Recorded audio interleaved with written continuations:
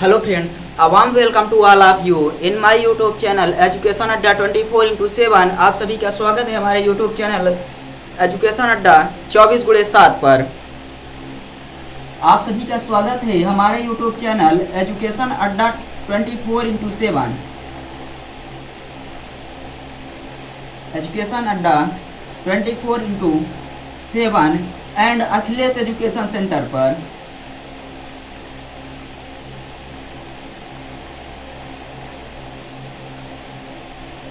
दोस्तों, आज हम narration in one video for class 10th। आज का जो अपना टॉपिक है वो है कक्षा 10 में डायरेक्ट स्पीच और इनडायरेक्ट स्पीच, यानी indirect and reported speech. Narration को पढ़ेंगे तो इनडायरेक्ट एंड रिपोर्टेड स्पीच। अपने टॉपिक का नाम क्या होगा? टॉपिक है इनडायरेक्ट एंड रिपोर्टेड स्पीच।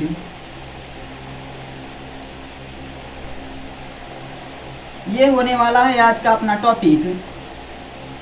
और इनडायरेक्ट एंड रिपोर्टेड स्पीच को कंप्लीट करेंगे सिर्फ एक वीडियो में, और वो भी ज़्यादा लंबी वीडियो नहीं, ज़्यादा से ज़्यादा 1 घंटे या 1.5 घंटे में इसको आज कंप्लीट कर लेंगे। तो आप सभी का स्वागत है हमारे यूट्यूब चैनल एजुकेशन अड्डा 24/7 और दूसरे चैनल अखिलेश एजुकेशन सेंटर पर। तो दोस्तों, वीडियो को शुरू करेंगे, लेकिन उससे पहले आप सबसे एक निवेदन है कि अगर चैनल पर नए हैं तो हमारे दोनों चैनल को सब्सक्राइब कर लीजिए तथा बेल आइकन को भी प्रेस कर दीजिए ताकि कोई भी अपडेट मिस ना होने पाए। आज हम पढ़ने वाले हैं क्लास 10th में इनडायरेक्ट एंड रिपोर्टेड स्पीच। तो प्रिय दोस्तों, चलिए टॉपिक को स्टार्ट करते हैं। अपना टॉपिक है जो इनडायरेक्ट एंड रिपोर्टेड स्पीच। तो हम सबसे पहले यह जान लेते हैं कि हम किसी भी बात को 2 तरह से कह सकते हैं। प्रिय छात्रों, हम सब किसी भी बात को 2 तरह से कह सकते हैं। मतलब कि हम जिस बात को कहते हैं वो सिर्फ एक नहीं बल्कि 2 तरीके से कह सकते हैं। वो दोनों तरीके कौन कौन से हैं? जैसे एग्जाम्पल से लिखा जाए कि यहाँ पर एक एग्जाम्पल लिखा है कि Rakesh said to Mohan, Rakesh said to Mohan, comma inverted comma, उसके बाद I am going to Delhi, I am going to Delhi. अब देखिए, एक तरीका ये हो गया लिखने का, और दूसरा तरीका है जो यहाँ पर वो हो जाता है Rakesh told Mohan that he was going to Delhi। ये हो गया अपना दूसरा तरीका, यानी कि एक ही सेंटेंस को हम 2 तरीके से लिख सकते हैं। एक तो हो गया Rakesh said to Mohan I am going to Delhi, दूसरा हो गया Rakesh told Mohan that he was going to Delhi. यानी कि यहाँ पर कह रहा राकेश ने मोहन से कहा मैं दिल्ली जा रहा हूँ। राकेश के शब्दों को मोहन ने लिख दिया कि राकेश ने मोहन से कहा मैं दिल्ली जा रहा हूँ। यानी कि वक्ता के द्वारा कही गई बातों को उसी के शब्दों में लिख देना। वक्ता के द्वारा, वक्ता यहाँ पर राकेश है, मोहन से कह रहा है, तो राकेश के द्वारा कही गई बात को उसी के शब्दों में लिख देना डायरेक्ट कहलाता है। यानी कि वक्ता के द्वारा कही गई बात को क्या कहते हैं? तो यहाँ पर वो जाता है, वक्ता के द्वारा कही गई बात को डायरेक्ट स्पीच कहा जाता है। यानी कि जब उसी के शब्दों में लिख देते हैं तो उसे डायरेक्ट स्पीच कहते हैं। और Rakesh told Mohan that he was going to Delhi. तो यहाँ पर क्या हो गया? जो राकेश का शब्द है उसको अपने शब्दों में बताया गया है कि राकेश ने मोहन से कहा कि वह दिल्ली जा रहा है। तो यहाँ पर राकेश के शब्दों को मोहन ने अपने शब्दों में व्यक्त किया, यानी कि इसके शब्द हैं और व्यक्त करने वाला ये है, तो ये अपने शब्दों में व्यक्त कर रहा है, इसलिए ये क्या हो जाएगा? Indirect speech. तो प्रिय दोस्तों, आप सबको जैसे बताया गया है कि हम किसी भी वाक्य को 2 तरीके से लिख सकते हैं। एक या तो प्रत्यक्ष हो जाएगा और दूसरा अप्रत्यक्ष। ये कौन सा कथन हो गया? प्रत्यक्ष कथन हो गया, और ये हो गया अप्रत्यक्ष। यही 2 तरीका है किसी भी बात को लिखने का और किसी भी बात को व्यक्त करने का। हम इस अध्याय में इन्हीं दोनों पर विस्तृत चर्चा करेंगे, यानी कि डायरेक्ट एंड इनडायरेक्ट स्पीच पर अपनी विस्तृत चर्चा होने वाली है। तो सबसे पहले देखते हैं what is direct speech. What is direct speech यानी कि प्रत्यक्ष कथन क्या है। तो हमने यहाँ पर आपको समझा चुके हैं, हम आपको यहाँ पर समझा चुके हैं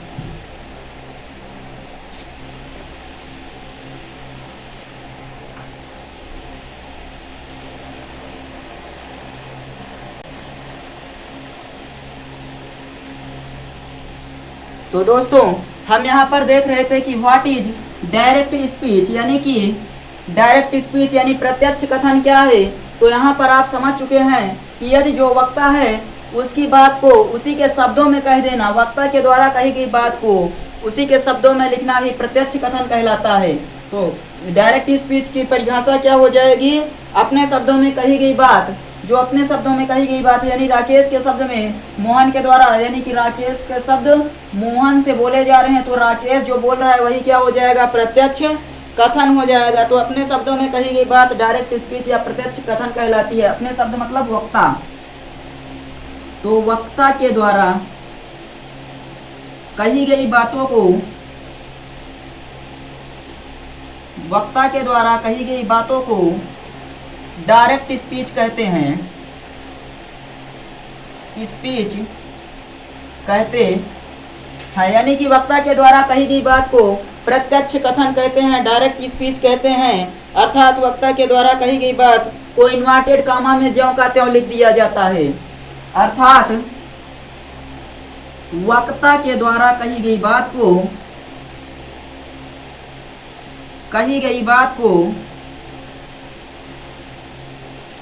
इन्वर्टेड कामा के अंदर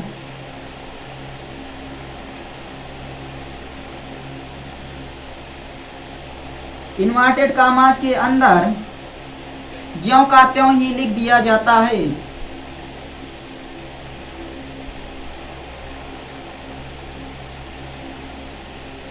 लिख दिया जाता है। तो प्रत्यक्ष कथन में इन्वर्टेड कामा के अंदर वक्ता के द्वारा कही गई बातों को लिखा जाता है और वक्ता के द्वारा कही गई बात को ही डायरेक्ट नरेशन यानी डायरेक्ट स्पीच कहते हैं। और यहाँ पर जैसे हमने एग्जाम्पल दिया, Rakesh said to Mohan I am going to Delhi. दूसरा एग्जाम्पल हो जाएगा Rakesh said to him I am reading a book.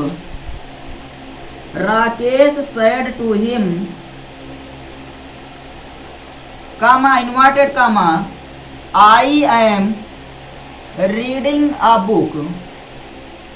I am reading a book inverted comma close. ये देखिए राकेश के द्वारा कही गई बात को इन्वर्टेड कामा के अंदर ज्यों का त्यों लिख दिया गया है।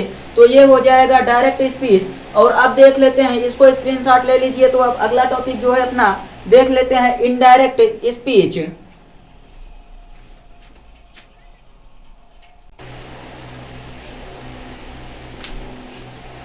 तो दोस्तों आप सबने स्क्रीनशॉट ले लिया होगा। अब चलिए इसके आगे देखते हैं कि व्हाट इज इनडायरेक्ट स्पीच यानी अप्रत्यक्ष कथन क्या होता है।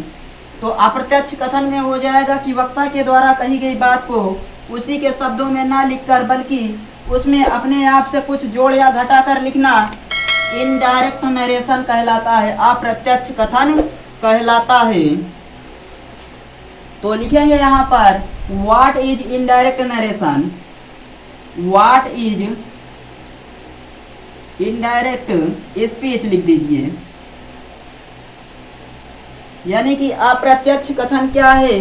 तो हो जाएगा वक्ता के द्वारा कही गई बात को उसी के शब्दों में ना लिखना, यानी वक्ता के द्वारा कही गई बात जब किसी अन्य के शब्दों में बताई जाती है,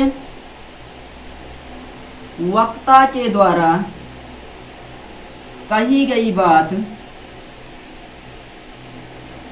जब किसी अन्य के शब्दों में बताई जाती है,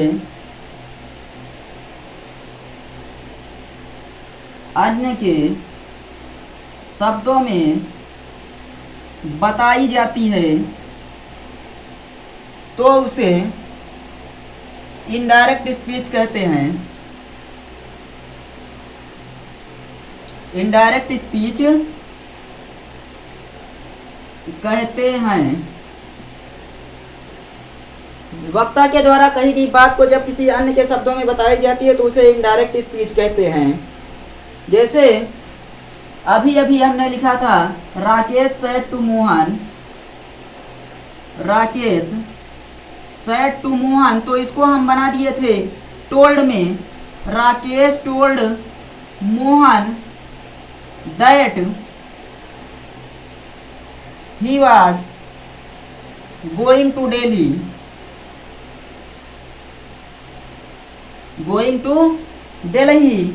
ये हो गया अपना इनडायरेक्ट स्पीच, यानी राकेश के शब्दों को मोहन के शब्दों में बताया जा रहा है तो यहाँ पर हो जाएगा इनडायरेक्ट स्पीच।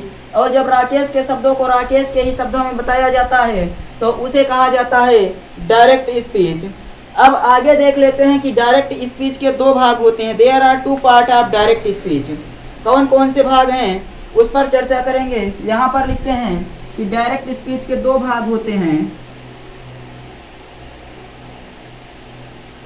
डायरेक्ट स्पीच के दो भाग होते हैं। कौन कौन से हैं, तो पहला हो जाएगा रिपोर्टिंग वर्ब, रिपोर्टिंग वर्ब, और दूसरा हो जाएगा रिपोर्टेड स्पीच। इसको नोट कर लीजिए, एक भाग हो गया रिपोर्टिंग वर्ब और दूसरा भाग हो गया रिपोर्टेड स्पीच। नोट कर लीजिए। तो आगे बढ़ते हैं कि इसके बाद हम देखते हैं कि रिपोर्टिंग वर्ब क्या होती है और रिपोर्टेड स्पीच क्या होता है। नोट कर लेंगे आप सभी लोग। तो चलिए अब देख लेते हैं कि ये रिपोर्टिंग वर्ब होती क्या है। तो इन्वर्टेड कामा के बाहर वाला भाग, ऐसे याद रखेंगे, इन्वर्टेड कामाज के बाहर वाला भाग, इन्वर्टेड कामाज के बाहर वाला भाग, जिसके अंतर्गत क्या क्या आता है, सब्जेक्ट आता है, रिपोर्टिंग वर्ब आती है, प्रीपोजिशन आता है और ऑब्जेक्ट आता है। तो ये हो जाएगा रिपोर्टिंग वर्ब। और रिपोर्टेड स्पीच होता है इन्वर्टेड कामा के अंदर वाला भाग, इन्वर्टेड कामाज के अंदर वाला भाग। इन्वर्टेड कामाज के अंदर वाला भाग हो जाता है रिपोर्टेड स्पीच और इन्वर्टेड कामा के बाहर वाले भाग को बोलते हैं रिपोर्टिंग वर्ब। जैसे अगर यहाँ पर बात की जाए डायरेक्ट स्पीच के दो भाग, तो यहाँ पर हम एक डायरेक्ट स्पीच का उदाहरण लिख लेते हैं, एक एग्जाम्पल लिख लेते हैं डायरेक्ट स्पीच का, कि उसका एग्जाम्पल जैसे हो जाएगा Rakesh said to Mohan, Rakesh said to Mohan comma inverted comma he, या फिर I am going to Delhi, I am going to Delhi. तो ये देखिए, ये है इन्वर्टेड कामा के बाहर वाला भाग, इन्वर्टेड कामा के बाहर वाला भाग जिसमें ये हो गया सब्जेक्ट, सेड यहाँ पर है रिपोर्टिंग वर्ब, टू है प्रीपोजिशन, मोहन है ऑब्जेक्ट। तो इसे हम बोल देंगे रिपोर्टिंग वर्ब, रिपोर्टिंग वर्ब। और इन्वर्टेड कामा के अंदर वाले भाग को बोला जाता है रिपोर्टेड स्पीच,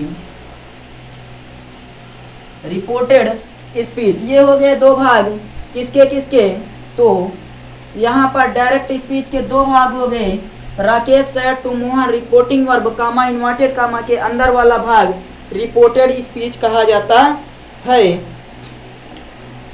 तो यहाँ पर अब डायरेक्ट से इनडायरेक्ट बनाते समय अनेक महत्वपूर्ण परिवर्तन करने पड़ते हैं। डायरेक्ट से इनडायरेक्ट बनाते समय, डायरेक्ट से इनडायरेक्ट बनाते समय महत्वपूर्ण किए जाने वाले महत्वपूर्ण परिवर्तनों को अब देख लेते हैं कि जब हम डायरेक्ट स्पीच से इनडायरेक्ट बनाते हैं तो उसमें कौन कौन से महत्वपूर्ण परिवर्तन किए जाते हैं। यहाँ पर लिखेंगे डायरेक्ट से इनडायरेक्ट बनाते समय किए जाने वाले महत्वपूर्ण परिवर्तन। डायरेक्ट से इनडायरेक्ट बनाते समय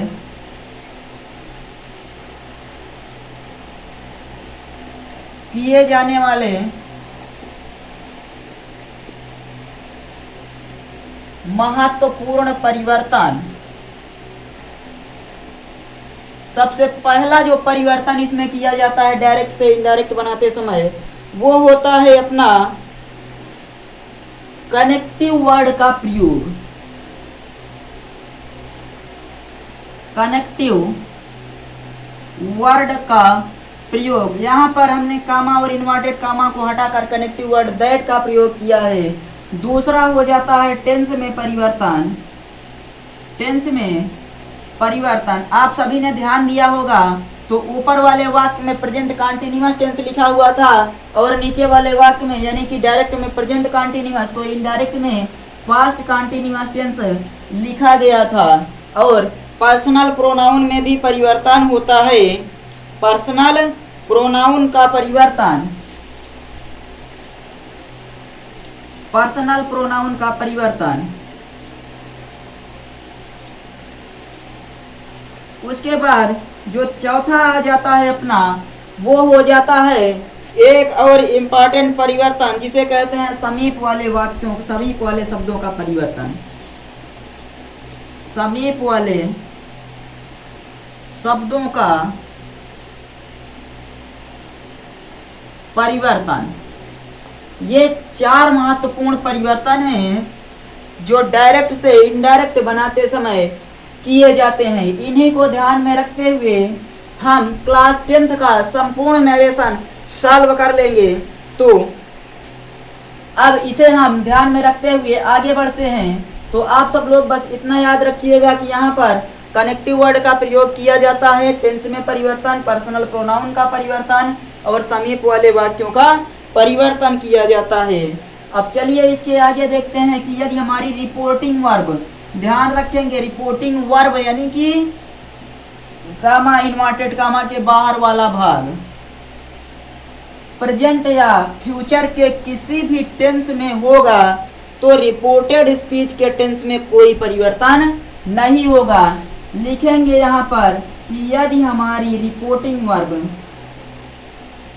यदि हमारी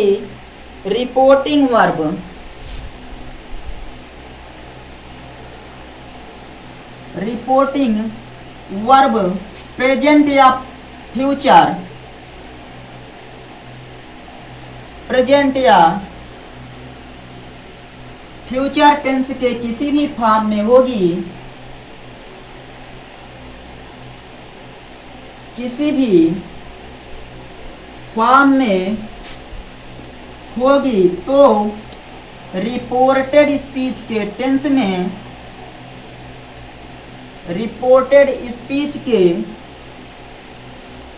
टेंस में कोई परिवर्तन नहीं होता है,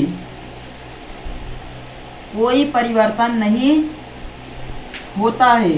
तो याद रखेंगे कि यदि हमारी रिपोर्टिंग वर्ब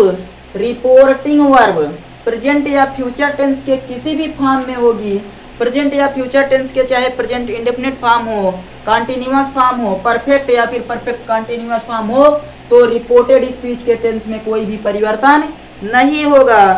यहाँ पर पास्ट में ही परिवर्तन किया जाता है। यहाँ पर जैसे एक एग्जाम्पल देख लेते हैं, लिखा गया है Rakesh says comma inverted comma I am reading a book, I am reading a book.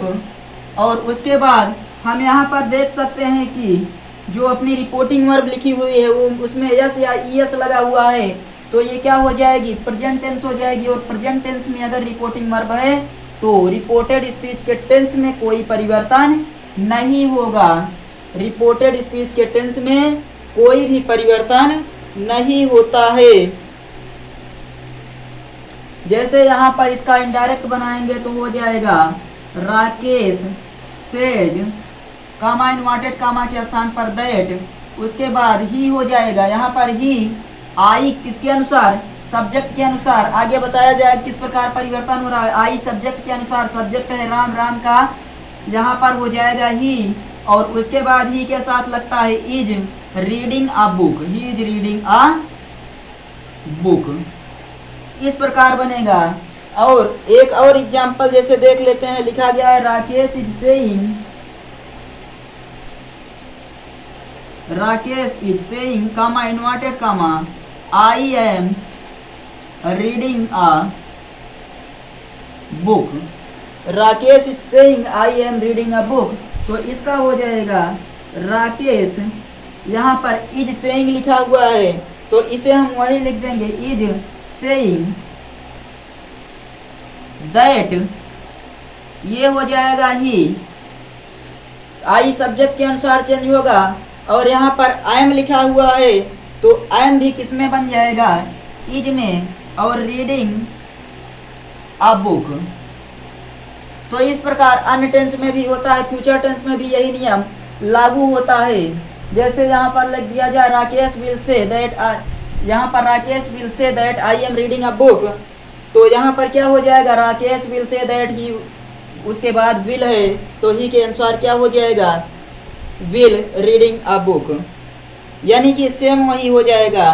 तो इसको आई थिंक समझ में आ गया होगा ये आप सबके। अब देख लेते हैं पास्ट टेंस में होने पर क्या परिवर्तन होता है, समझते हुए चलेंगे। और अगर आप सबको इसके बारे में विस्तृत और विस्तार से अध्ययन करना है कई वीडियोज में, तो Akhilesh education centre YouTube channel पर इसका पूरा वीडियो पड़ा हुआ है कक्षा 12 के नाम से, जिसमें आप सबको और हाई लेवल तक बताया गया है, तो आप सब वहां पर जाकर उसको विजिट कर सकते हैं। एक एग्जाम्पल फ्यूचर टेंस का देख लेते हैं। एक एग्जाम्पल फ्यूचर टेंस बोला गया था प्रेजेंट या फ्यूचर टेंस के किसी भी फॉर्म में हो, तो जैसे लिखा गया है यहाँ पर हो जाएगा Rakesh will say, Rakesh will say comma inverted comma और फिर आखिरी में राकेश विल से और कामा इन्वर्टेड कामा,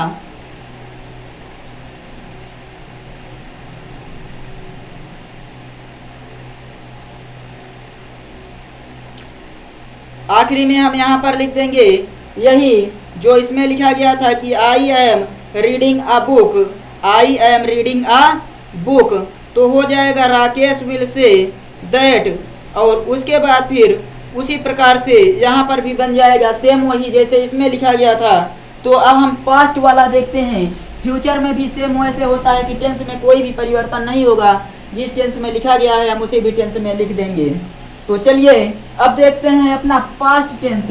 जो पास्ट टेंस में होता है तो उसमें किस प्रकार का परिवर्तन होता है। यदि हमारी रिपोर्टिंग वर्ब पास्ट टेंस के किसी भी फॉर्म में हो, लिखेंगे आप लोग, यदि हमारी रिपोर्टिंग वर्ब, आप लोग लिखेंगे, हम नहीं लिख रहे हैं, कि यदि हमारी रिपोर्टिंग वर्ब पास्ट टेंस के किसी भी फॉर्म में होगी तो उसमें निम्नलिखित परिवर्तन किया जाता है।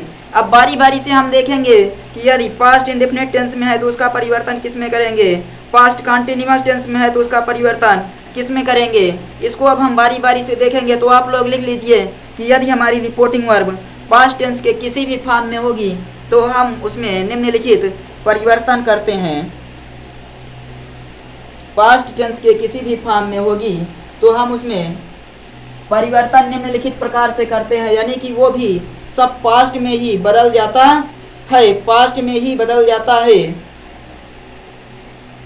तो पास्ट में ही बदल जाता है, यानी कि अगर हमारा पास्ट इंडेफिनिट टेंस में है, जैसे यदि अपनी reporting verb present indefinite tense में है, रिपोर्टेड स्पीच, इधर देखिए यदि हमारा जो रिपोर्टिंग वर्ब है वो present past indefinite tense past tense में लिखा गया है, यदि और reporting verb present indefinite tense में है तो उसमें हम बदल देंगे पास्ट इंडेफिनिट टेंस में। रिपोर्टेड स्पीच के टेंस में परिवर्तन देख लेते हैं। यहाँ पर पास्ट टेंस में होने पर रिपोर्टेड स्पीच के टेंस में परिवर्तन,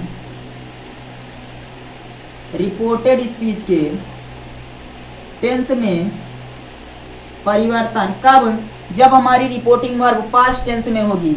रिपोर्टिंग वर्ब पास्ट टेंस में है और रिपोर्टेड स्पीच किस टेंस में है, प्रेजेंट इंडेफिनिट टेंस में। रिपोर्टिंग वर्ब को केवल पास्ट टेंस में होने की स्थिति में, जब भी रिपोर्टिंग वर्ब पास्ट टेंस में हो और रिपोर्टिंग वर्ब पास्ट टेंस में होती है तो रिपोर्टेड स्पीच के टेंस में निम्नलिखित परिवर्तन होता है। सबसे पहले यह ध्यान रखेंगे कि अपनी रिपोर्टिंग वर्ब हमेशा किस टेंस में है, पास्ट टेंस में है। इसको इतना याद रखेंगे कि जो अपनी रिपोर्टिंग वर्ब है वो हमेशा होगी पास्ट टेंस में ही। अपनी जो रिपोर्टिंग वर्ब है वो हमेशा किस टेंस में होगी, तो अपनी रिपोर्टिंग वर्ब हमेशा पास्ट टेंस में रहेगी। और रिपोर्टेड स्पीच के टेंस में किस प्रकार परिवर्तन होगा, तो देखते हैं कि यदि हमारी रिपोर्टिंग वर्ब पास्ट टेंस में है और रिपोर्टेड स्पीच किस टेंस में है, प्रेजेंट इंडेफिनिट टेंस, तो ये चेंज हो जाएगी पास्ट इंडेफिनिट टेंस में। पास्ट इंडेफिनिट टेंस में अपनी रिपोर्टिंग वर्ब पास्ट टेंस में होगी और रिपोर्टेड स्पीच का जो टेंस होगा वो प्रेजेंट इंडेफिनिट होगा। जैसे यहाँ पर हम लिखते हैं Ram said to me, Ram said to me comma inverted comma और हो जाएगा he is a boy, he is a boy. तो ये परिवर्तन किस प्रकार होगा इसको देखते हैं। यहाँ पर आप लोग ध्यान देंगे रिपोर्टिंग वर्ब पास्ट टेंस में है तो राम सेड टू के स्थान पर चेंज हो जाएगा told me comma inverted comma के स्थान पर दैट, और यहाँ पर लिखा गया है ही, राम के अनुसार हो जाएगा ही, और साथ ही साथ इज है तो ये किस टेंस में, प्रेजेंट इंडेफिनिट टेंस में होने की स्थिति में ये हो जाएगा वाज अ बॉय। और आप लोग यहाँ पर एक महत्वपूर्ण बिंदु याद रखेंगे, एक महत्वपूर्ण बिंदु याद रखेंगे कि जो अपना यहाँ पर रिपोर्टेड स्पीच का सब्जेक्ट होता है वो आई और पर्सनल प्रोनाउन, आई और पर्सनल प्रोनाउन होगा तो इसे हम कैपिटल लेटर में लिखेंगे। जैसे आई एम अ बॉय अगर लिखा रहेगा तो यहाँ पर हम लिख देंगे आई को कैपिटल बनाएंगे, अन्यथा और कोई पर्सनल प्रोनाउन होगा तभी हम यहाँ पर रिपोर्टेड स्पीच के सब्जेक्ट को कैपिटल में, पहला अक्षर कैपिटल में लिखेंगे, अदरवाइज सबको स्मॉल लेटर में ही लिखते हुए चलेंगे जैसे कि लिखा गया है। एक और एग्जाम्पल देख लेते हैं, Ram said to me he goes to school, Ram said to me comma inverted comma he goes to school, he goes to school. यहाँ पर देखिए रिपोर्टिंग वर्ब पास्ट टेंस में है तो हो जाएगा राम टोल्ड मी और कनेक्टिव वर्ड के स्थान पर दैट, यहाँ पर लग जाएगा ही, और गोज लिखा गया है प्रेजेंट इंडेफिनिट टेंस का सिंपल सेंटेंस है, गोज लिखा गया है तो ये हो जाएगा पास्ट इंडेफिनिट टेंस में, तो सेकंड फॉर्म लग जाती है सिंपल सेंटेंस में, ही वेंट टू स्कूल हो जाएगा यहाँ पर। तो आई थिंक ये आप सबको समझ में आ गया होगा कि यदि हमारी जो रिपोर्टिंग वर्ब है वो पास्ट टेंस में है और रिपोर्टेड स्पीच का टेंस प्रेजेंट इंडेफिनिट है तो उसे चेंज कर देंगे पास्ट इंडेफिनिट में, इसके अकॉर्डिंग पास्ट इंडेफिनिट में चेंज कर देंगे। आई और पर्सनल प्रोनाउन होगा तो इसे कैपिटल में बनाएंगे रिपोर्टेड स्पीच का सब्जेक्ट, अन्यथा सभी को स्मॉल लेटर में ही लिखेंगे। अब इसके आगे देखते हैं कि यदि हमारी जो रिपोर्टिंग वर्ब है वो पास्ट टेंस में है और रिपोर्टेड स्पीच का टेंस लिखा गया है प्रेजेंट कंटीन्यूअस टेंस, तो वो चेंज हो जाएगा पास्ट कंटीन्यूअस टेंस में। जो अपना रिपोर्टिंग वर्ब का टेंस है वो लिखा है, यानी कि रिपोर्टेड स्पीच का टेंस है वो लिखा गया है प्रेजेंट कंटीन्यूअस टेंस, ये चेंज हो जाएगा पास्ट कंटीन्यूअस टेंस में। प्रेजेंट कंटीन्यूअस चेंज होगा पास्ट कंटीन्यूअस टेंस में, प्रेजेंट इंडेफिनिट चेंज होगा पास्ट इंडेफिनिट टेंस में। तो यहाँ पर एक एग्जांपल देखते हैं, Ram said to me he is going to school, Ram said to me comma inverted comma he is going to school, going to school. इसको चेंज करेंगे, ये देखिए अपनी जो रिपोर्टिंग वर्ब है वो पास्ट टेंस में है तो हो जाएगा Ram told me that comma inverted comma के स्थान पर दैट ही इज लिखा गया है, इज चेंज हो जाएगा वाज में और going to school, going to school. ये हो गया अपना present indefinite tense change into past indefinite tense, यानी कि इज आर आई एम यहाँ पर लिखा जाता है। क्या क्या, इज आर और एम चेंज होता है वाज और वर में, वाज और वर में चेंज हो जाता है। तो यहाँ पर इज लिखा गया था तो चेंज हो गया वाज में, इज चेंज हो गया वाज में। अब इसके बाद आगे देखते हैं कि जब अपनी रिपोर्टिंग वर्ब पास्ट टेंस में हो और रिपोर्टेड स्पीच का टेंस होगा प्रेजेंट परफेक्ट टेंस, तो उसे हम चेंज कर देंगे पास्ट परफेक्ट टेंस में। Present perfect tense change into past perfect tense में।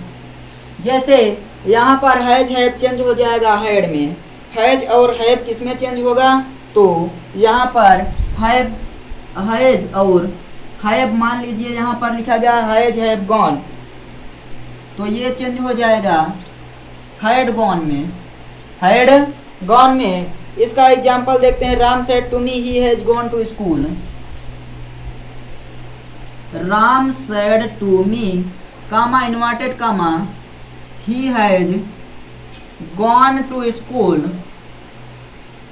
आप लोग यहाँ पर देख सकते हैं कि जो अपनी रिपोर्टिंग वर्ब का टेंस है वो पास्ट में है, तो ये चेंज हो जाएगा Ram told me that, comma inverted comma के स्थान पर दैट, और उसके बाद ही हो जाएगा सब्जेक्ट के अनुसार, हैज गॉन को चेंज कर देंगे हैड गॉन में to school, had gone to school. तो आई थिंक ये भी समझ में आ गया होगा। अब देख लेते हैं कि जो अपनी रिपोर्टिंग वर्ब है वो पास्ट टेंस में होगी, लेकिन रिपोर्टेड स्पीच रहेगा अपना प्रेजेंट परफेक्ट कॉन्टिन्यूअस टेंस में, तो वो चेंज हो जाएगा पास्ट परफेक्ट कॉन्टिन्यूअस टेंस में। जब होगा अपना reported speech present perfect continuous,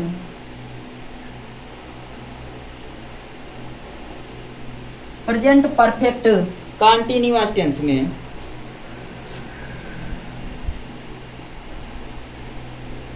present perfect continuous tense में होगा तो वो चेंज हो जाएगा पास्ट परफेक्ट कॉन्टिन्यूअस में। तो यहाँ पर इसकी हेल्पिंग वर्ब क्या हो जाएगी प्रेजेंट परफेक्ट कॉन्टिन्यूअस टेंस की, हैज या फिर हैव बीन गोइंग, ये हो जाएगा हैड बीन गोइंग। जैसे एग्जाम्पल की बात की जाए तो लिखा गया है Ram said to me he has been going to school. Ram said to me comma inverted has been going to school, he has been going to school, और उसके बाद फॉर 2 आवर्स,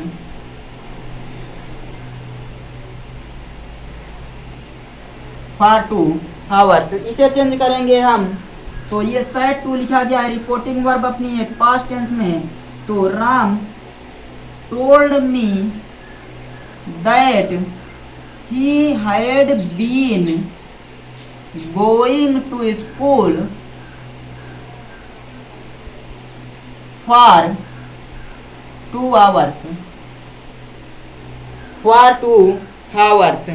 तो आई थिंक ये भी आपको क्लियर हुआ होगा, और अगर क्लियर हो गया है तो हम आगे बढ़ते हैं। यहाँ पर अब देखते हैं कि यदि अपनी रिपोर्टिंग वर्ब पास्ट टेंस में हो और रिपोर्टेड स्पीच का टेंस होगा past indefinite tense, past indefinite tense, यानी कि ये होगा पास्ट इंडेफिनिट टेंस, तो ये चेंज हो जाएगा पास्ट परफेक्ट टेंस में, past indefinite tense change into past perfect tense, यानी कि जब अपनी रिपोर्टिंग वर्ब पास्ट टेंस में होगी और रिपोर्टेड स्पीच का टेंस होगा past indefinite tense. Past indefinite tense जैसे यहाँ पर हो गया वेंट, तो वो चेंज हो जाएगा हैड गॉन में, यानी कि हैड प्लस वर्ब की थर्ड फॉर्म में। इसका एग्जाम्पल देखते हैं, Ram said to me he went to school. Ram said to me comma inverted comma he went to school, he went to school. और अब यहाँ पर इसको हम चेंज करते हैं, तो ये हो जाएगा राम सेड टू के स्थान पर told me comma inverted comma के स्थान पर दैट और ही वेंट के स्थान पर हो जाएगा हैड गॉन टू स्कूल। बस इतना ही समझना है। एक और बचा है कि यदि हमारी reporting verb past indefinite tense में हो, यानी कि पास्ट टेंस के किसी भी फॉर्म में हो, और जो रिपोर्टेड स्पीच है वो होना चाहिए पास्ट कंटीन्यूअस टेंस में। रिपोर्टिंग वर्ब पास्ट टेंस के किसी भी फॉर्म में और रिपोर्टेड स्पीच का टेंस होगा पास्ट कंटीन्यूअस टेंस। तो पास्ट कंटीन्यूअस चेंज होगा पास्ट परफेक्ट कंटीन्यूअस टेंस में, पास्ट परफेक्ट कंटीन्यूअस टेंस में।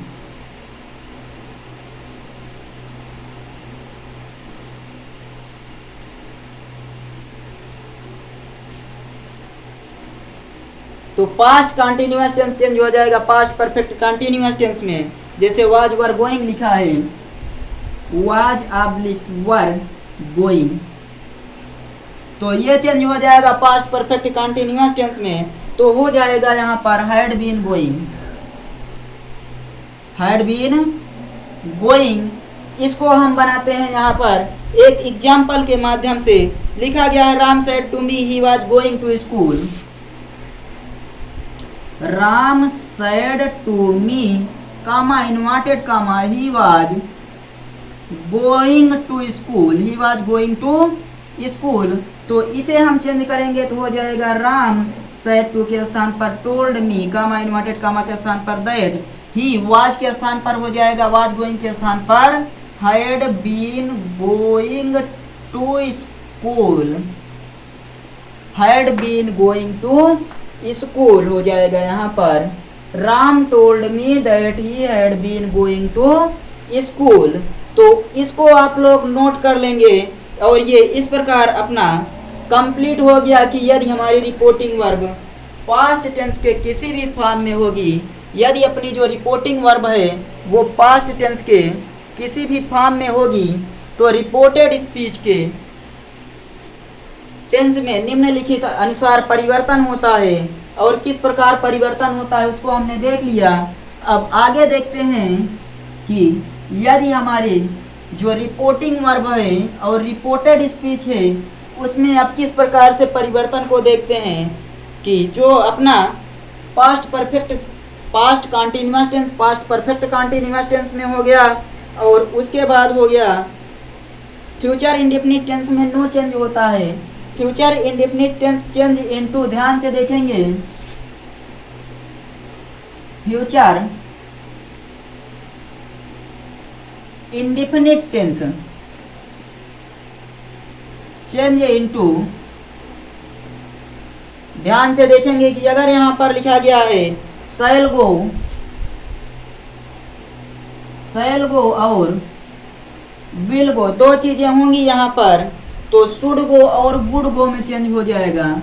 शुड गो और वुड गो में चेंज हो जाएगा। शैल गो चेंज होगा शुड गो में, विल गो चेंज होगा वुड गो में। एग्जाम्पल देखे, Ram said to me he will go to school.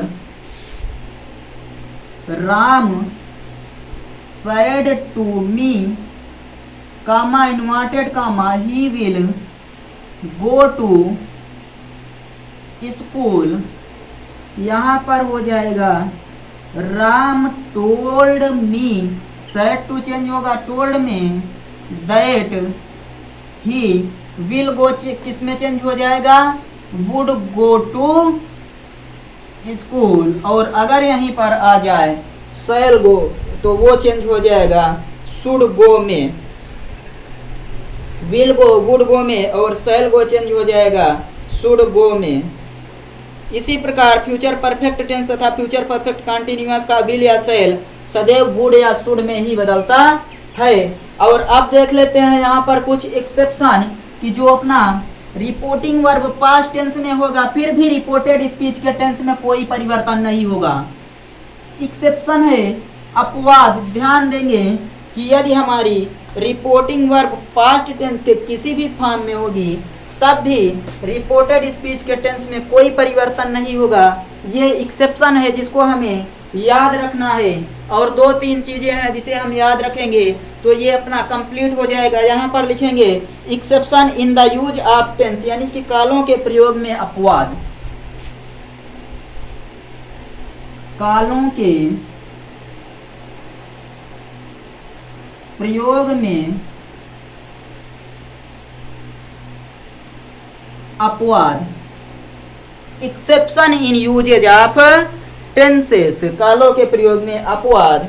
तो यहाँ पर ऐसा देखेंगे कुछ परिस्थितियों में रिपोर्टिंग वर्ब के पास्ट टेंस में होते हुए भी, कुछ परिस्थितियों में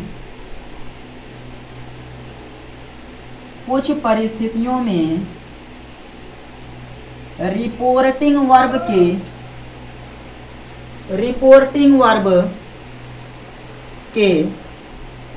पास्ट टेंस में होते हुए भी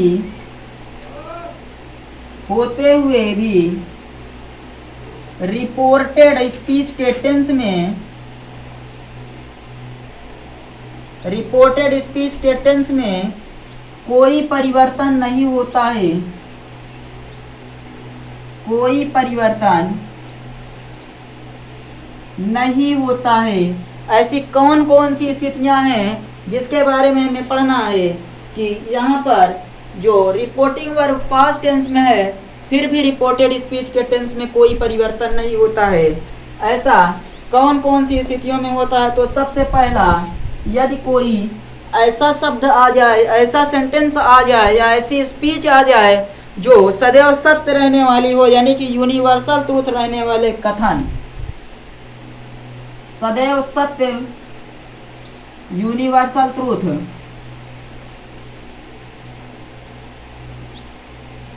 रहने वाले कथन, जैसे जो वाक्य हमेशा सत्य होते हैं, he said the sun rises in the east, he said comma inverted comma the sun rises in the east.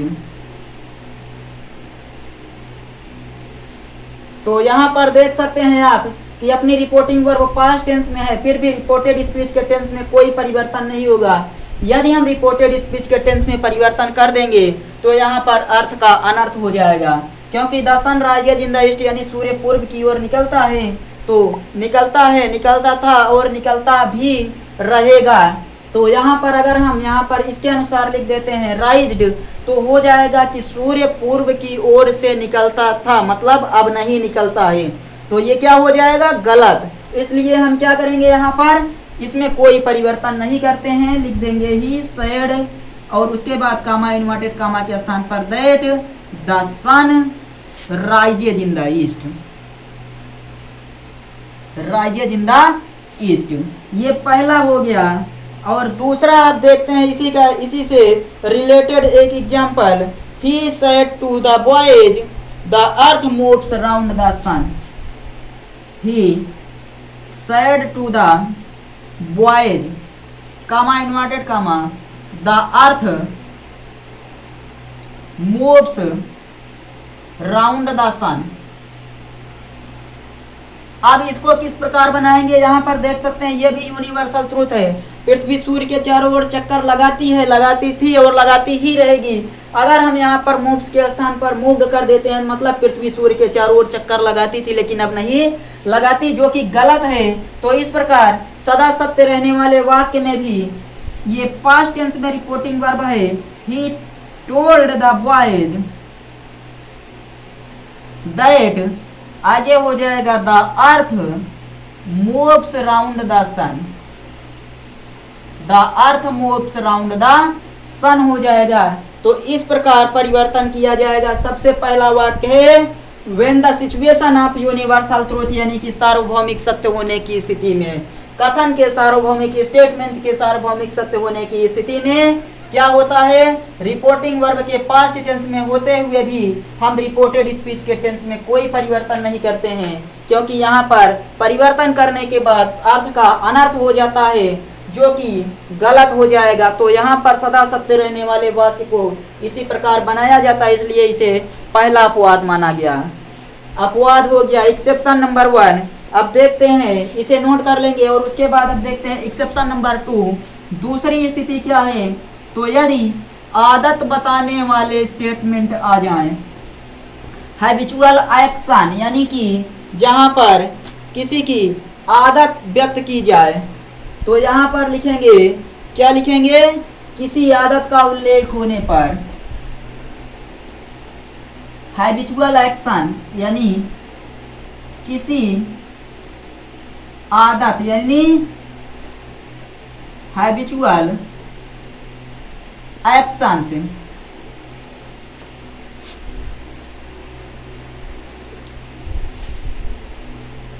Action आदत का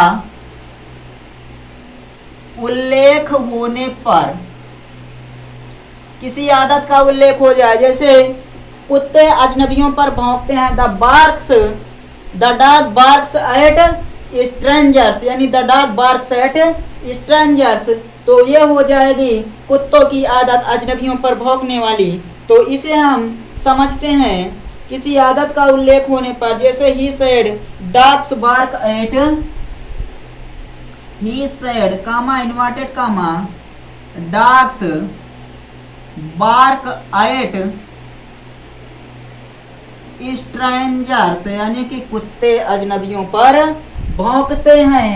तो ये हो जाएगा he said that, comma inverted comma के स्थान पर दैट और उसके बाद डॉग्स, दैट डॉग्स और bark at strangers.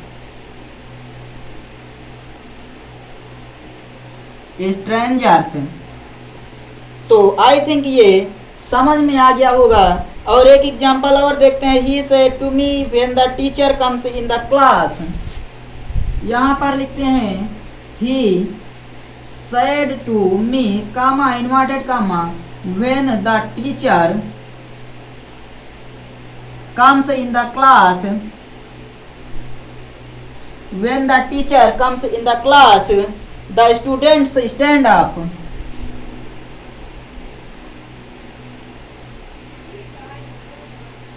Stand up यानी कि जब अध्यापक कक्षा में आते हैं तो बच्चे क्या हो जाते हैं, खड़े हो जाते हैं, खड़े हो जाते हैं। तो इसे हो जाएगा ही सेड टू के स्थान पर हो जाएगा told me comma inverted comma के स्थान पर दैट, और उसके बाद फिर the teacher comes in the class, the teacher comes in the class, the students stand up, stand up, the teacher comes in the class, the students stand up। ये भी क्या है, हैबिचुअल एक्शन है, यानी कि इसमें भी आदत बताई जा रही है कि जब अध्यापक कक्षा में आते हैं तो यहाँ पर बच्चे अपने आप खड़े हो जाते हैं। तो इसको भी नोट कर लेंगे। और अब तीसरा एक्सेप्शन देखते हैं, exception number 3, when the habitual action is explained then we say that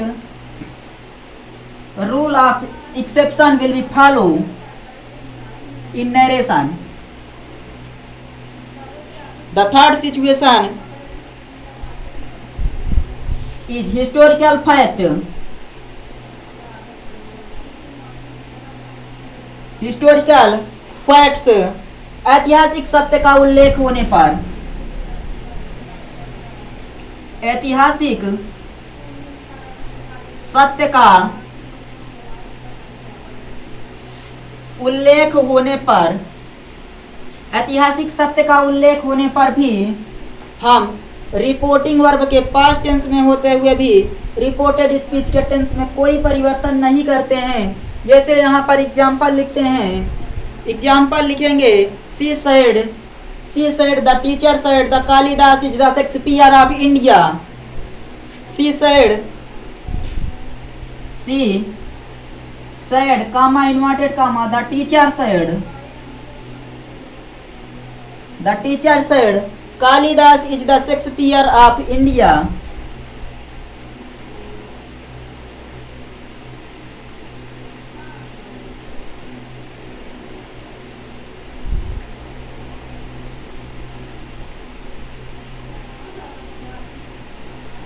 Kalidas is the Shakespeare of India. तो यहाँ पर भी देखेंगे कि अपनी रिपोर्टिंग वर्ब पास्ट टेंस में है, तो she said that Kalidas is the Shakespeare of India. इसको बना देंगे she said that Kalidas is the Shakespeare of India.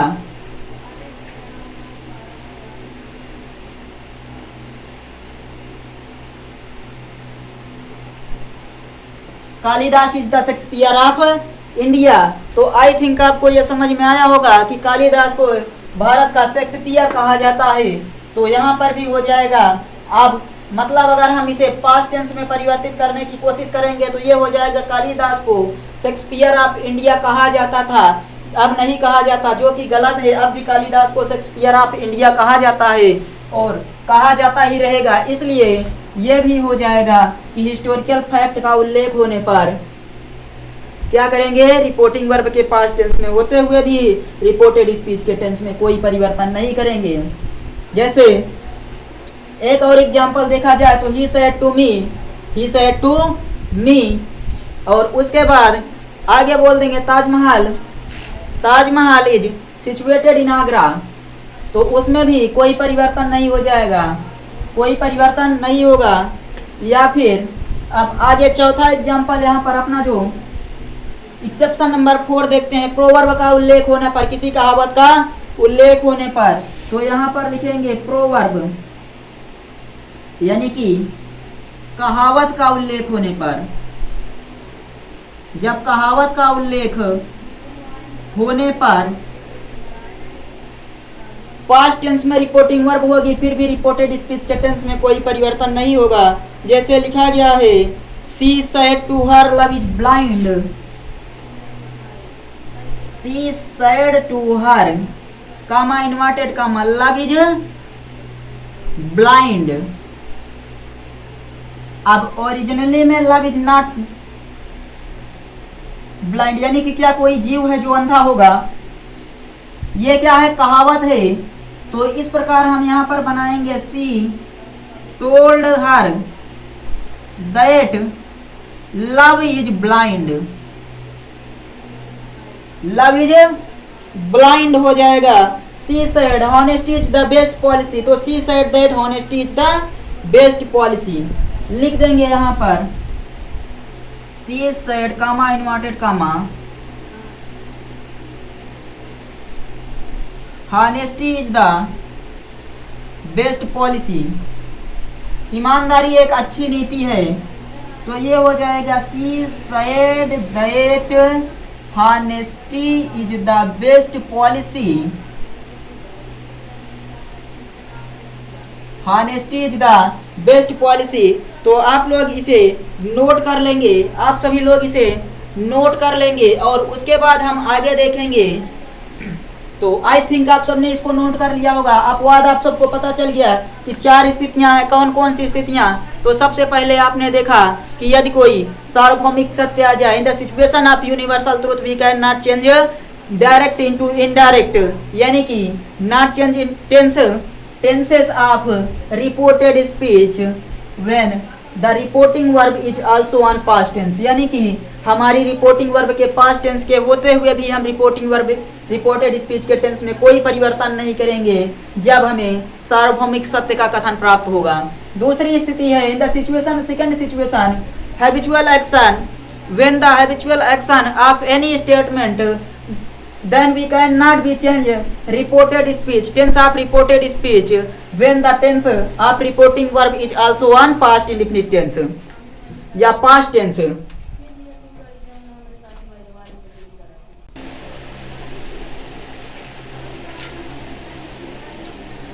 तो आप सबने इसे नोट कर लिया होगा कि दूसरी स्थिति अपनी थी habitual action and the third situation is also historical fact. When we find historical fact in any statement, we cannot be changed in reported speech when the tense of reporting verb is also past. And the last situation is proverb, कहावत का उल्लेख होने पर we cannot be changed the tenses of reported speech। अगर हम reported speech का tense change कर देंगे तो यहाँ पर कोई अर्थ नहीं निकलेगा, अर्थ का अनर्थ हो जाएगा, इसीलिए नहीं चेंज किया जाता है। तो चलिए अब इसके आगे हम देखते हैं अगला अपना कुछ और 2-4 पॉइंट देख लेते हैं कि आगे क्या दिया गया है इसके। हमने काल के नियम में अपवाद को पढ़ लिया। अब हम देखते हैं कैन को कुड में, मे को माइट में बदलते हैं। अगर कहीं पर कैन आ जाए तो इसे चेंज करेंगे कुड में, मे आ जाए तो इसको चेंज करेंगे माइट में। कैन को कुड में, मे को माइट में चेंज करेंगे। मस्ट, आर्ट, मस्ट हो गया, ऑट हो गया, साथ ही साथ would, could, might, would, could, might, used to. अगर वाक्य में आता है तो इसमें कोई भी परिवर्तन नहीं किया जाता, जैसे है वैसे ही लिख दिया जाता है। इसका एग्जाम्पल देखते हैं, इसका एग्जाम्पल देख लेते हैं कि किस प्रकार से होता है इसमें। He said to me he can go to school। पहला एग्जाम्पल है he said to me, comma inverted comma, he can go to school, he can go to school, comma inverted comma close कर देंगे और उसके बाद फिर यहाँ पर इसको चेंज करेंगे तो he can said to हो जाएगा told में me that he could go to school।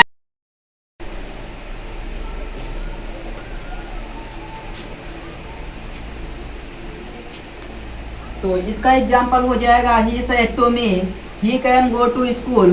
Said to को चेंज करेंगे टोल्ड में, कामा इन्वर्टेड कामा के स्थान पर दैट, और ही कैन को चेंज कर देंगे कुड में, गो टू स्कूल। इस प्रकार से बन जाएगा, कैन को कुड में चेंज कर देंगे। और अगला लिखा गया है मे को माइट में चेंज करते हैं, ही सेड टू हर। जैसे हम इसका एग्जाम्पल देखें तो he said to me, it may rain मान सकते हैं। He said to me, comma inverted comma, it may rain, comma inverted comma close. तो यहाँ पर हो जाएगा he told me that, मे के स्थान पर क्या हो जाएगा might, तो लिखेंगे it might rain, it might रैन हो जाएगा। और इसी प्रकार अगला एग्जाम्पल अगर देखें तो he said to me he must go to school, he said to me, comma inverted comma, he must go to school. तो ऊपर क्या लिखा गया है कि मस्ट आ जाए, आर्ट आ जाए, would, could, might, used to में कोई परिवर्तन नहीं करते हैं तो यहाँ पर कोई परिवर्तन नहीं होगा, सिर्फ और सिर्फ हो जाएगा he told me that he must go to school, he told me that he must go to school हो जाएगा। तो इस प्रकार से ये भी चेंज हो जाएगा। अब हम यहाँ पर देख लेते हैं अगला नियम जो अपना है डायरेक्ट स्पीच में प्रयुक्त शब्दों को इनडायरेक्ट में नियरनेस वाले शब्दों को किस प्रकार चेंज किया जाता है, उसको देख लेते हैं कि नजदीक के वाक्यों में परिवर्तन कैसे होता है। तो अभी तक हमने देखा कि कैन को कुड में चेंज कर देंगे, मे को माइट में, मस्ट रहेगा, ऑट रहेगा, यूज्ड टू रहेगा, माइट रहेगा, तो उसमें कोई परिवर्तन नहीं किया जाता है। अब देखेंगे हम लोग डायरेक्ट स्पीच में प्रयुक्त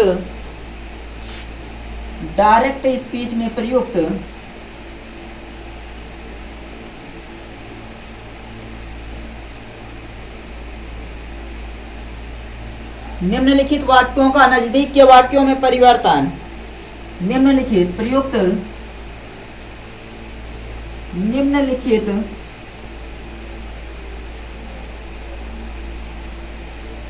शब्दों को इनडायरेक्ट में परिवर्तन किस प्रकार किया जाता है उसको देखते हैं। तो अगर हमें कहीं पर मिल जाए नाउ, कहीं पर लिखा मिल जाए नाउ, तो उसको चेंज करेंगे देन में, नाउ को चेंज करेंगे देन में, परिवर्तित करेंगे दिस को दैट में। अगर कहीं पर हमें दिस मिल जाए तो उसे परिवर्तित करेंगे दैट में। हमें मिल जाए दीज तो परिवर्तित करेंगे दोज में। दीज को परिवर्तित कर देंगे दोज में। इट को किसी में नहीं चेंज किया जाता, जो इट है उसका इट ही रहेगा, यानी कि इट को इट में ही रखेंगे। हियर को चेंज करेंगे दियर में। हियर को चेंज करेंगे दियर में। और कम चेंज होगा गो में। कम चेंज होगा गो में। थस चेंज होगा सो में। थस को चेंज करेंगे सो में। कम को चेंज करेंगे गो में। एगो चेंज हो जाएगा बिफोर में। अगर कहीं पर हमें एगो मिल जाए तो उसको चेंज कर देंगे बिफोर में। एगो को चेंज कर देंगे बिफोर में। जस्ट को चेंज करेंगे देन में। जस्ट को भी चेंज करेंगे देन में। नाउ को भी चेंज करेंगे देन में। टुडे को चेंज करेंगे इसमें। टुडे जो है वो चेंज हो जाएगा दैट डे में। टुडे चेंज हो जाएगा दैट डे में। और साथ ही साथ टुमारो चेंज हो जाएगा द नेक्स्ट डे में। टुमारो चेंज हो जाएगा द नेक्स्ट डे में। द नेक्स्ट डे में चेंज हो जाएगी। यस्टरडे चेंज होगा द प्रीवियस डे में। यस्टरडे चेंज होगा द प्रीवियस डे में। द प्रीवियस डे में चेंज हो जाएगा। लास्ट नाइट चेंज होगी द नाइट बिफोर में। लास्ट नाइट चेंज हो जाएगी the night before. The night before में। और नेक्स्ट डे चेंज होगा द फॉलोइंग डे में। Next day the following day में चेंज हो जाएगा the following day. Next day change होगा द फॉलोइंग डे में। और साथ ही साथ टू नाइट चेंज होगी दैट नाइट में। टू नाइट को चेंज करेंगे दैट नाइट में। तो इस प्रकार से परिवर्तन होता है। नाउ को चेंज कर देंगे देन में। दिस को चेंज करेंगे दैट में। दीज को चेंज करेंगे दोज में। इट को चेंज करेंगे इट में, यानी कोई परिवर्तन नहीं, ज्यों का त्यों। हियर चेंज हो जाएगा, यानी हियर चेंज हो जाएगा दियर में। कम को चेंज करेंगे गो में। थस चेंज हो जाएगा सो में। Ago before just then. Today that day tomorrow the next day. Yesterday the previous day. Last night the night before. और नेक्स्ट डे चेंज होगा द फॉलोइंग डे। ध्यान देंगे टुमारो चेंज हो रहा है द नेक्स्ट डे में। और next day आ जाए तो चेंज होगा द फॉलोइंग डे में। टू नाइट चेंज होगा दैट नाइट में। तो इस प्रकार ये परिवर्तन हो जाता है। और इसके बाद यहाँ पर लिखा गया है, विशेष पॉइंट में हम लिखेंगे, इसको नोट कर लेंगे। उसके बाद हम यहाँ पर लिखते हैं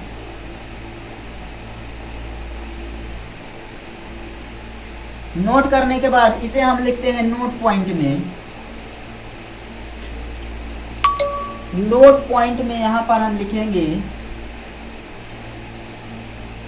क्या लिखेंगे? पास्ट इंडेफिनिट टेंस को असर्टिव सेंटेंस में भले ही पास्ट ही बना रहने दें। चलिए इसको आगे देखेंगे। जब सेंटेंस आ जाएगा तो यह देख लेते हैं। पास्ट इंडेफिनिट टेंस को असर्टिव सेंटेंस में लिखेंगे पास्ट इंडेफिनिट टेंस को असर्टिव सेंटेंस में, पास्ट इंडेफिनिट टेंस को असर्टिव सेंटेंस में भले ही पास्ट इंडेफिनिट टेंस ही बना रहने दें। भले ही पास्ट इंडेफिनिट टेंस ही बना रहने दें। पास्ट इंडेफिनिट टेंस ही बना रहने दें, या उसको पास्ट परफेक्ट टेंस में बदल दें, या उसको पास्ट परफेक्ट टेंस में बदल दें।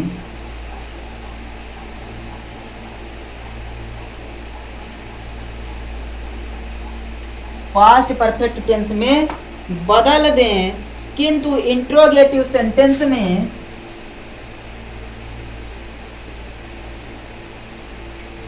इंट्रोगेटिव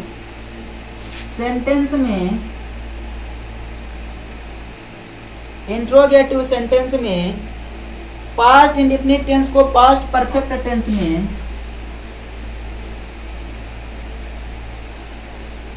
पास्ट इंडेफिनिट टेंस को पास्ट परफेक्ट टेंस में पास्ट परफेक्ट टेंस में बदलना आवश्यक है।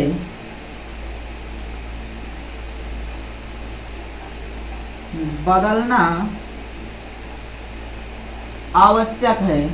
पास्ट इंडेफिनिट टेंस को असर्टिव सेंटेंस में भले ही पास्ट इंडेफिनिट टेंस बना रहने दें, लेकिन या उसको पास्ट परफेक्ट टेंस में बदल दें, कोई फर्क नहीं पड़ेगा। किंतु अगर इंट्रोगेटिव सेंटेंस है तो उसे पास्ट इंडेफिनिट टेंस वाले वाक्य को पास्ट परफेक्ट टेंस में बदलना ही पड़ेगा, बदलना आवश्यक होता है। जैसे इसका एग्जाम्पल देखें, Rakesh said I went to school. Example देख लेते हैं, Rakesh said comma inverted comma I went to school. I went to school, तो इसको चेंज कर सकते हैं, Rakesh said that. Rakesh said that he, और उसके बाद हो जाएगा वेंट टू स्कूल। यहाँ कौन सा टेंस है, यानी Rakesh said that he went to school.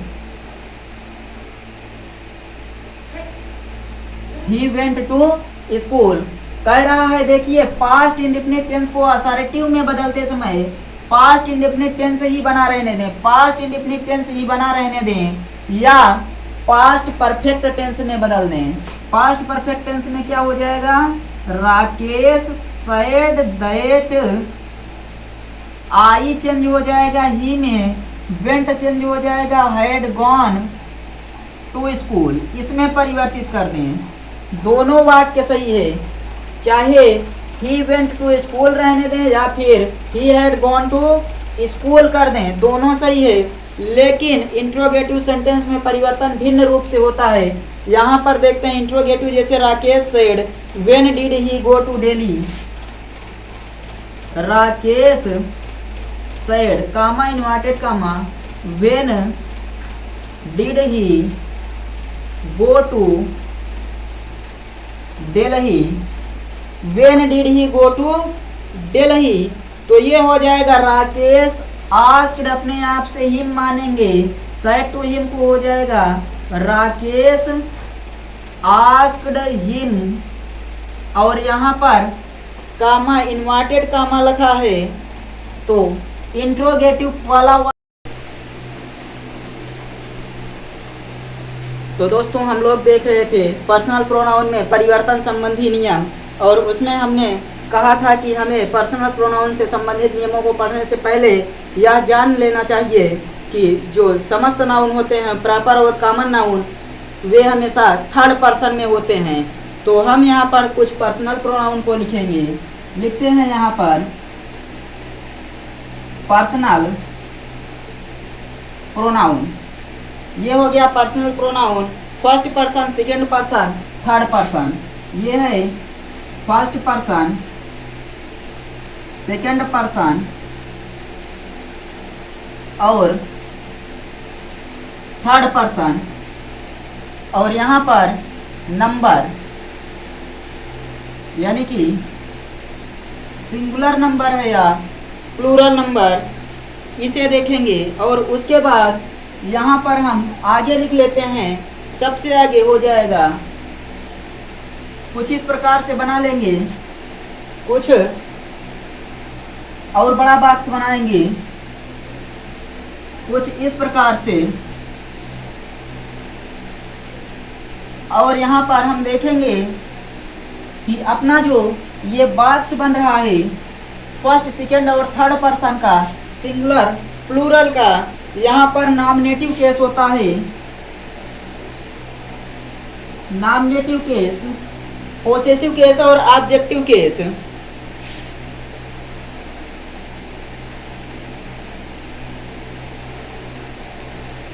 Possessive case और ऑब्जेक्टिव केस सेम उसी प्रकार यहाँ भी होगा। नॉमिनेटिव केस, पोसेसिव केस और objective case. Nominative case, possessive case और ऑब्जेक्टिव केस फर्स्ट पर्सन में आता है आई और वी। आई और वी। आई का पोसेसिव केस होता है, आई का पोसेसिव केस होता है माई और ऑब्जेक्टिव केस होता है मी। वी का पोसेसिव केस होता है आवर और ऑब्जेक्टिव केस होता है अस। आई, माई, मी, वी, आवर, अस। और सेकंड पर्सन में आता है यू। यू है नॉमिनेटिव केस में, यू का पोसेसिव केस होता है योर और ऑब्जेक्टिव केस होता है यू। सेम उसी प्रकार सेकंड पर्सन में यू, योर और यू। थर्ड पर्सन में आ जाता है ही, सी, ही और सी। हिज और हर हो जाएगा इसका पोसेसिव केस, हिज और हर।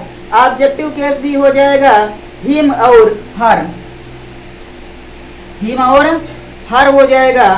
और यहाँ पर होता है दे, दियर और दियर्स। दे, दियर और देम हो जाएगा यहाँ पर, दे, दियर और देम। दे का ऑब्जेक्टिव केस देम हो जाएगा। ये हो जाता है सिंगुलर नंबर और ये हो जाएगा प्लूरल नंबर। ये हो जाएगा सिंगुलर और ये हो जाएगा प्लूरल नंबर। तो इस चार्ट को बना लेंगे कि फर्स्ट पर्सन आई वी होता है, आई का पोसेसिव रूप माई, ऑब्जेक्टिव रूप मी, वी का पोसेसिव रूप आवर, ऑब्जेक्टिव रूप अस। और यहाँ पर you, your, you, your, you, he, she, his, her, him, her, they, their, them. Singular और प्लूरल, इसको नोट कर लीजिए। और इसके बाद अब हम आगे देखते हैं कि जो फर्स्ट पर्सन होता है आई और वी, वो किसके अनुसार परिवर्तन होता है। तो इसको नोट कर लिए होंगे या स्क्रीनशॉट ले लीजिए। उसके बाद अब आगे देखते हैं कि जो फर्स्ट पर्सन होता है वो उसका परिवर्तन डायरेक्ट से इनडायरेक्ट बनाते समय किस प्रकार किया जाता है। फर्स्ट पर्सन का परिवर्तन डायरेक्ट से इनडायरेक्ट बनाते समय किस प्रकार से किया जाता है उसको हम देख लेते हैं। यहाँ पर कि जो पर्सनल प्रोनाउन हो गया, अब यहाँ पर विशेष नियम में देख लेते हैं कि जो विशेष है वो हमें क्या देखना है। तो first person I, my, me, we, our, us क्या हो जाएगा। फर्स्ट पर्सन क्या क्या था, आई, माई, मी, वी, आवर और अस, इतना था। स्त्रीलिंग तथा पुल्लिंग दोनों में प्रयोग होता है। स्त्रीलिंग तथा पुल्लिंग दोनों में प्रयोग किया जाता है। दोनों में प्रयोग। और जो सेकंड पर्सन है you, your, you, second person you, your और यू, इसका प्रयोग कहाँ पर होता है। एक वचन तथा बहुवचन दोनों में प्रयोग होता है। यह सेकंड पर्सन है, एक वचन और बहुवचन दोनों में। एक वचन प्लस बहुवचन दोनों में प्रयोग होता है। ही, हिम, हिज, ही, हिज और हिम, ये क्या है? तो ये पुल्लिंग के लिए और उसके बाद से, हिज और जो आ जाता है सी और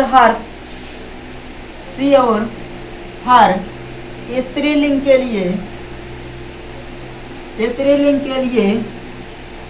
प्रयोग किया जाता है। ये विशेष में हो गया कि यह और यह थर्ड पर्सन है। कौन सा पर्सन है? थर्ड पर्सन है। First person I, my, me, we, our, us स्त्रीलिंग तथा पुल्लिंग दोनों में। सेकंड पर्सन यू एक वचन तथा बहुवचन, हिज, हिम, हर, ही, हिज, हिम पुल्लिंग के लिए, सी, हर स्त्रीलिंग के लिए। ये थर्ड पर्सन है और ये सेकंड पर्सन है। और जो नियम है यहाँ पर, जो नियम है वो कहता है कि रिपोर्टिंग वर्ब का पर्सनल प्रोनाउन कभी नहीं बदलता। रिपोर्टिंग वर्ब का पर्सनल प्रोनाउन कभी नहीं बदलता। रिपोर्टेड स्पीच का पर्सनल प्रोनाउन बदलता है। यानी कि रिपोर्टेड स्पीच के पर्सनल प्रोनाउन बदलते हैं। याद रखेंगे कि रिपोर्टिंग वर्ब का पर्सनल प्रोनाउन कभी नहीं बदलता। रिपोर्टेड स्पीच के पर्सनल प्रोनाउन ही बदलते हैं। तो अब आई थिंक इसको नोट कर लीजिए आप लोग और आगे देखते हैं। अब तो चलिए अब आगे देखते हैं कि फर्स्ट पर्सन का परिवर्तन किस प्रकार किया जाता है। अभी तक हमने देखा कि फर्स्ट पर्सन, कौन सा फर्स्ट पर्सन किस में परिवर्तित होगा, किस फॉर्म में होगा, तो उसका परिवर्तन किस रूप में करेंगे। अब परिवर्तन के नियम देखते हैं, परिवर्तन संबंधी नियम। सबसे पहले ए नंबर लिखेंगे कि जो फर्स्ट पर्सन है, फर्स्ट पर्सन के प्रोनाउन को फर्स्ट पर्सन के प्रोनाउन को रिपोर्टिंग वर्ब के सब्जेक्ट के लिखेंगे। फर्स्ट पर्सन के प्रोनाउन को रिपोर्टिंग वर्ब के सब्जेक्ट के रिपोर्टिंग वर्ब के सब्जेक्ट के किसके अनुसार बदलते हैं? पर्सन, नंबर तथा जेंडर। पर्सन, नंबर तथा जेंडर के अनुसार बदलते हैं। पर्सन, नंबर तथा जेंडर के अनुसार बदलते हैं। किसके? फर्स्ट पर्सन के प्रोनाउन को रिपोर्टिंग वर्ब के सब्जेक्ट के पर्सन, नंबर तथा जेंडर के अनुसार बदलते हैं। जैसे एक एग्जांपल देखते हैं, I said, I write a letter. I write a letter, तो इसका परिवर्तन होगा I said that. I said that, I first person है, आई के अनुसार परिवर्तित होगा। आई फर्स्ट पर्सन है तो आई के अनुसार परिवर्तित होगा, तो आई ही हो जाएगा। और ये फर्स्ट कौन सा है? प्रेजेंट इंडेफिनिट टेंस, तो सेकंड फॉर्म आ जाएगा पास्ट इंडेफिनिट टेंस में आई रोट अ लेटर। ये हो जाएगा इसका परिवर्तन का नियम। और उसके बाद देखते हैं, Raman said I bought a new car. अगला एग्जांपल है, Raman said I bought a new car. I bought a new car, तो ये हो जाएगा Raman said that. First person का प्रोनाउन सब्जेक्ट के अनुसार, रमन के अनुसार हो जाएगा ही। बॉट लिखा गया है, पास्ट इंडेफिनिट टेंस है तो पास्ट परफेक्ट में हो जाएगा, तो हो जाएगा he bought a new car that. I bought a new car लिखा गया है, तो ये क्या हो जाएगा? यहाँ पर हो जाएगा आई का परिवर्तन ही में, ये लिखा गया है बाट यानी सेकंड फॉर्म, सेकंड फॉर्म में लिखा गया है, मतलब क्या है, पास्ट इंडेफिनिट टेंस परिवर्तन होता है पास्ट परफेक्ट टेंस में। ही हैड बाट अ न्यू कार, ये हो जाएगा इसमें। अब देखते हैं दूसरा नियम कि सेकंड पर्सन जो है वो किसके अनुसार बदलता है। रिपोर्टिंग वर्ब में प्रयुक्त आई तथा बी रिपोर्टिंग वर्ब में प्रयुक्त कर्ता के अनुसार परिवर्तन होता है। अब यहाँ पर देखते हैं कि सेकंड पर्सन के प्रोनाउन को किसके अनुसार बदलते हैं। तो सेकंड पर्सन का जो प्रोनाउन है वो क्या है, तो वो है यू। अब यू किसके अनुसार बदलेगा, तो सेकंड पर्सन के प्रोनाउन को रिपोर्टेड स्पीच के सेकंड पर्सन के प्रोनाउन को रिपोर्ट, तो सेकंड पर्सन के प्रोनाउन को रिपोर्टिंग स्पीच यानी कि जो रिपोर्टिंग वर्ब है के ऑब्जेक्ट के अनुसार बदलते हैं। रिपोर्टिंग वर्ब के ऑब्जेक्ट के पर्सन नंबर तथा जेंडर के अनुसार बदलते हैं। फर्स्ट पर्सन सब्जेक्ट के अनुसार, सेकंड पर्सन ऑब्जेक्ट के अनुसार परिवर्तित हो रहा है। सेकंड पर्सन का परिवर्तन ऑब्जेक्ट के अनुसार किया जा रहा है। जैसे he said to him you are a good boy, he said to him comma inverted comma you are a good boy. तो ये हो जाएगा ही सेड टू का हो जाएगा told him comma inverted comma के स्थान पर that you second person, him का ऑब्जेक्टिव ये है, यू का हिम है, हिम की ऑब्जेक्ट के अनुसार ये हो गया ऑब्जेक्ट, और इसका हिम का सब्जेक्टिव रूप क्या हो जाएगा, तो हो जाएगा ही, और ही के साथ आर के स्थान पर क्या लग जाएगा, तो वाज हो जाएगा, क्योंकि present continuous tense change into past continuous tense. तो आई थिंक ये भी समझ में आ गया है। ये रूल नंबर बी है। और सी नंबर देखते हैं कि जो थर्ड पर्सन होता है, थर्ड पर्सन वो किसके अनुसार बदलता है। थर्ड पर्सन किसके अनुसार बदलता है, तो लिखेंगे थर्ड पर्सन के प्रोनाउन किसी भी दशा में नहीं बदलते हैं। थर्ड पर्सन के प्रोनाउन किसी भी दशा में नहीं बदलते हैं।